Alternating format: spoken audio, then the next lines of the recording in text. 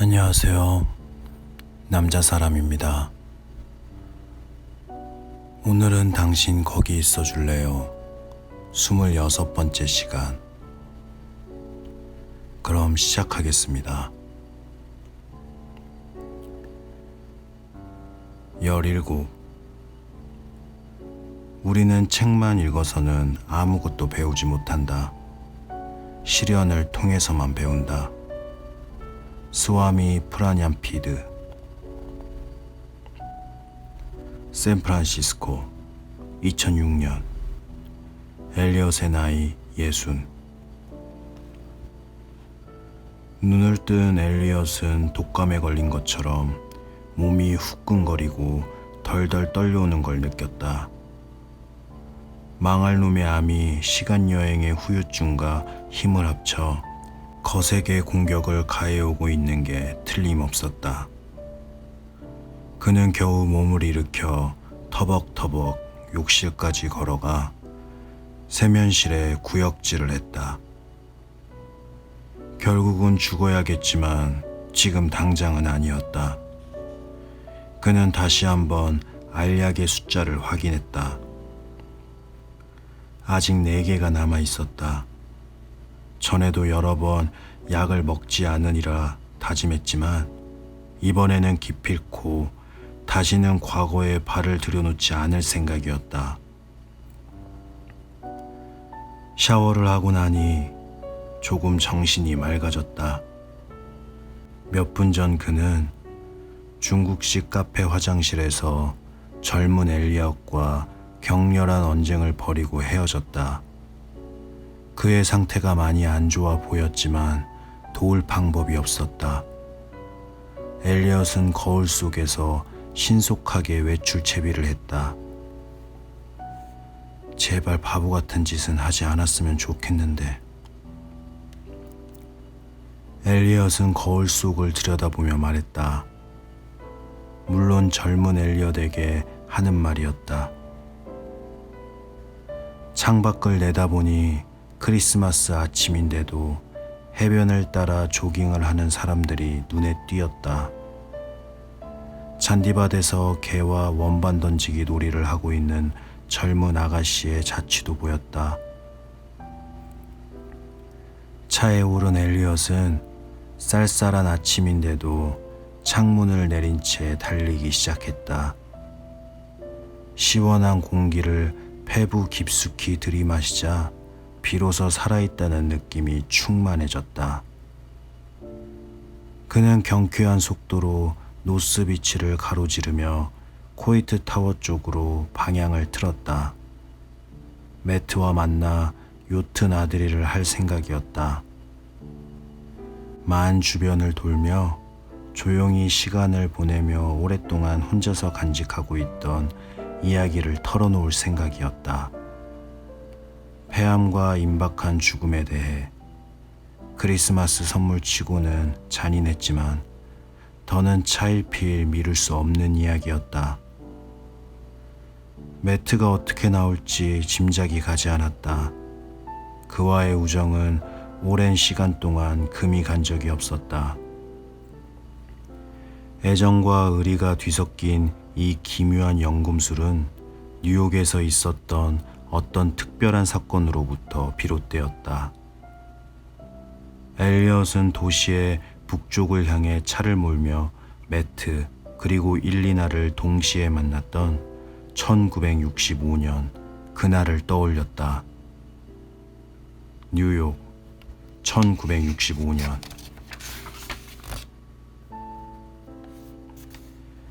엘리엇의 나이 19. 빛의 도시 뉴욕의 한겨울 초저녁. 맨하튼에 예상치 못했던 소나기가 느닷없이 퍼붓기 시작했다. 옷이 흠뻑 젖은 청년이 지하철역으로 통하는 계단을 내려가고 있었다. 19살인 그의 이름은 엘리엇 쿠퍼였고 어떻게 살아야 할지 정하지 못한 채 방황하고 있었다. 엘리엇은 2달 전 미국 순례에 나서기 위해 학교를 그만두었다.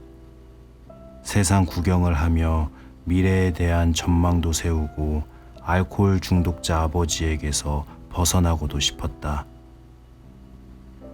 같은 시각 18의 일리나 크루즈는 브롱스 동물병원에서 돌아오는 길이었다.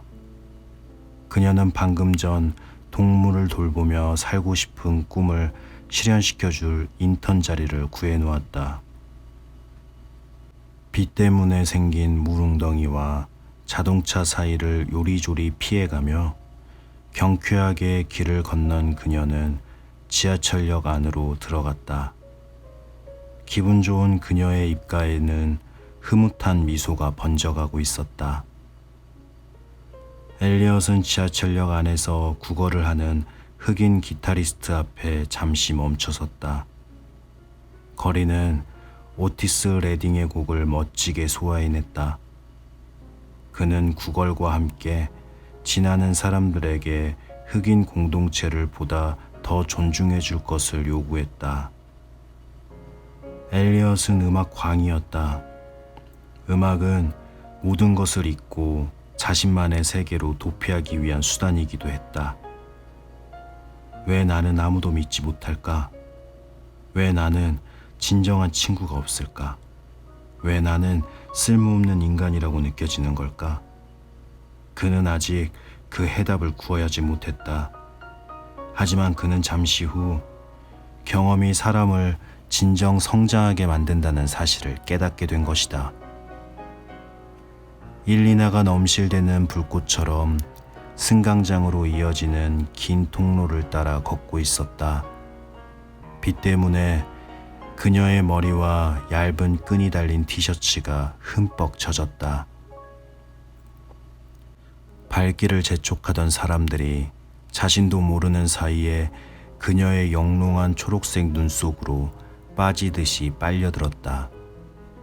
그녀는 사람들의 눈길을 끌어들이는 미모를 타고났다. 오후 5시 11분 열차가 승장강으로 들어오고 있었다. 평일 퇴근 시간이었다. 지하철역 안은 사람들로 북적거렸다. 첫 번째 칸에 타기 위해 사람들 사이를 뚫고 승강장을 걸어가던 엘리엇의 눈에 갑자기 한 소녀의 모습이 들어왔다. 그냥 잠깐 몸을 스쳤을 뿐인 단순한 접촉이었는데 그녀의 눈길, 존재감 때문에 주변이 부옇게 흐려 보였고 오직 그녀만이 선명하게 시야에 잡혔다. 이 현기증과 마음속 깊이 밀려드는 이 휑한 느낌의 정체는 무엇일까? 나는 지금까지 한 번도 다른 사람을 그런 눈길로 쳐다본 적이 없었다. 일리나는 잘생긴 남자아이가 자기에게 관심을 표한다는 사실에 기분이 우쭐해졌다. 그러나 왠지 모르게 마음이 혼란스러웠고 진땀이 흐르며 몸이 축축해졌다. 그녀는 팔로 흘러내린 어깨끈을 끌어올리고 남자아이에게서 벗어나기 위해 시선을 돌렸다. 위험한 무언가가 공중에 떠다닌다는 느낌이 드는 건 왜일까?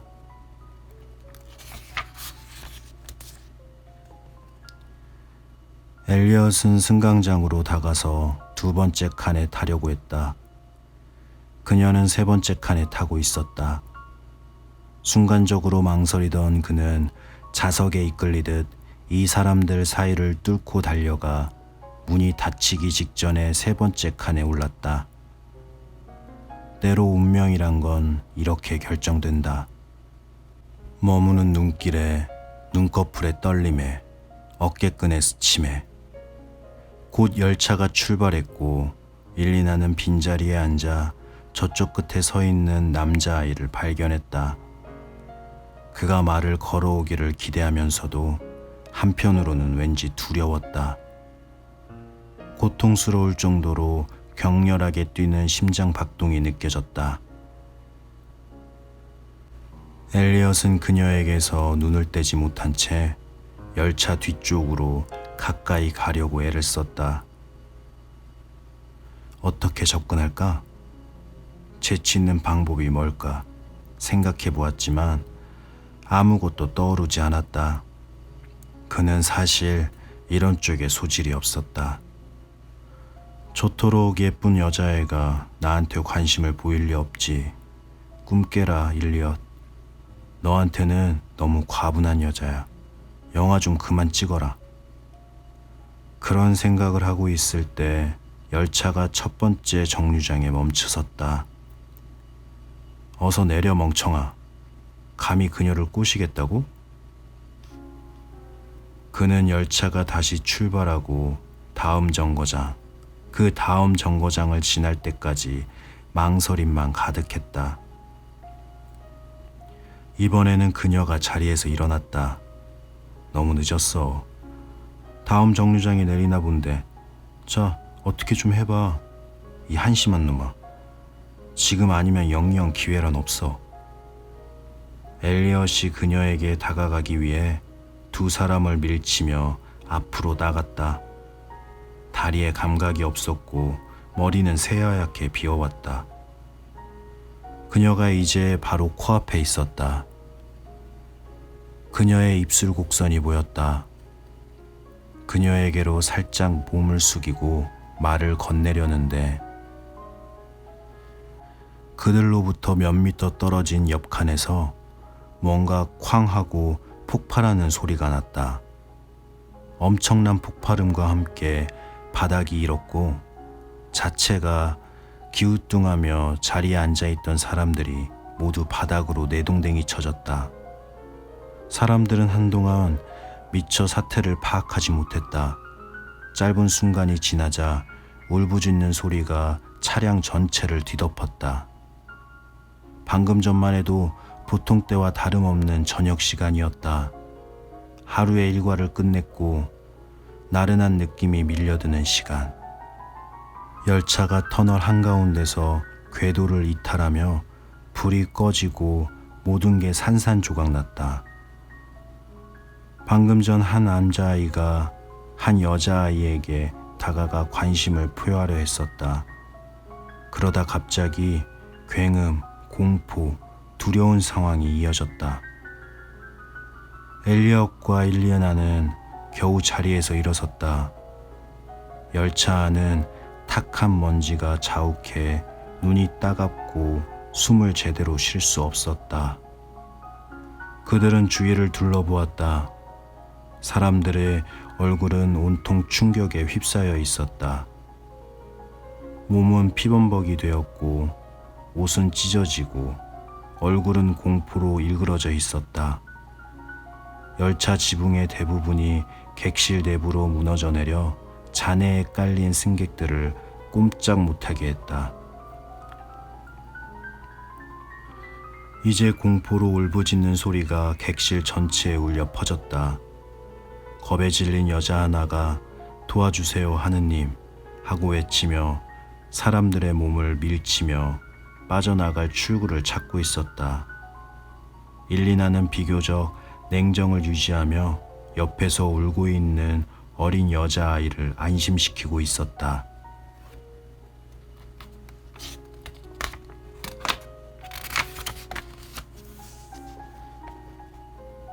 엘리엇의 머리카락은 유리 파편으로 범벅이 되었고 셔츠는 피로 얼룩졌다. 다친 게 분명했지만 어느 부위를 다쳤는지 더듬어 볼 틈이 없었다.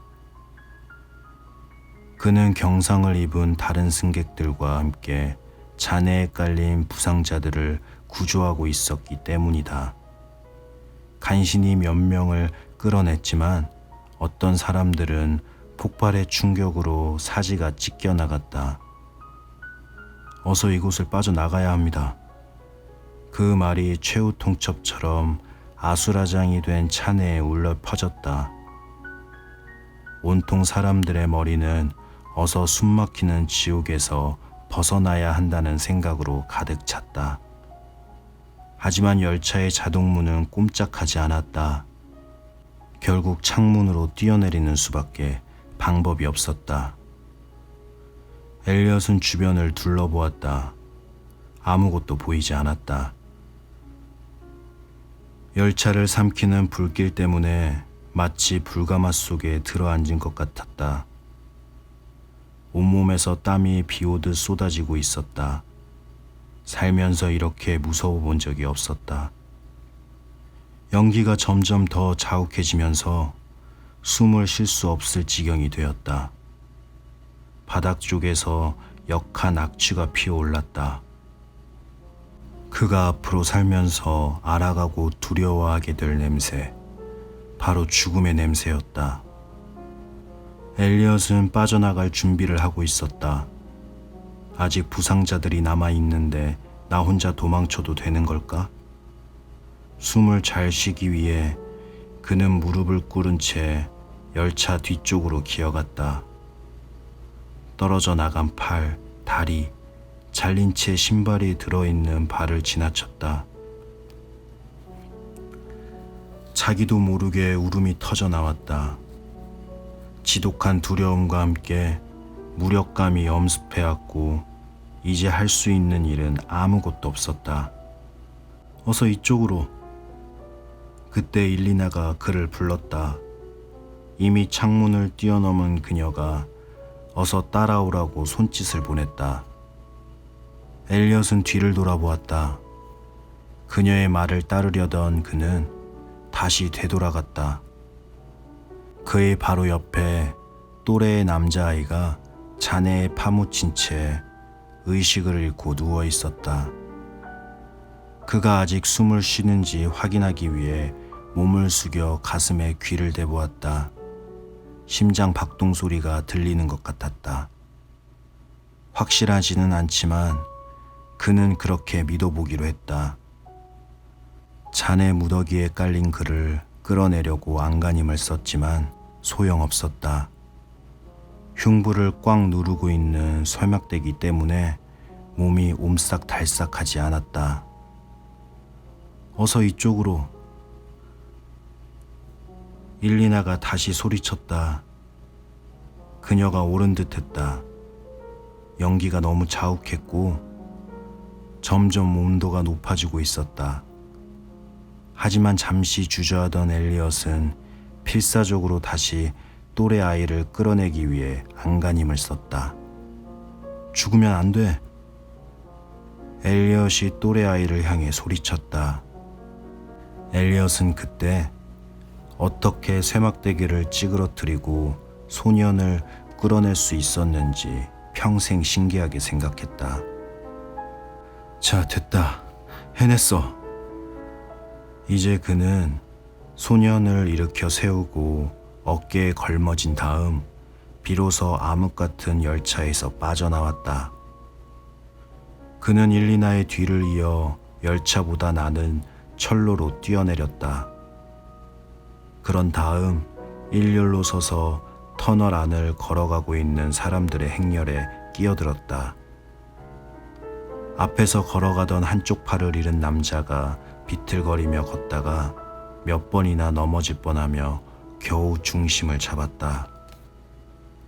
엘리엇은 뜨뜻한 액체가 얼굴을 타고 흘러내리는 것을 느꼈다. 그가 어깨에 메고 있는 부상자가 피를 쏟고 있는 게 분명했다. 그는 걸음을 멈추고 입고 있던 셔츠를 찢어내 돌돌 말아 임시 지혈대를 만들었다. 그것을 상처 부위에 대고 있는 힘을 다해 압박하자 그나마 출혈이 현저하게 줄어들었다. 등에 메고 있는 부상자가 1토는 나가는 것처럼 온몸에 힘이 빠져나갔지만 포기할 수는 없었다.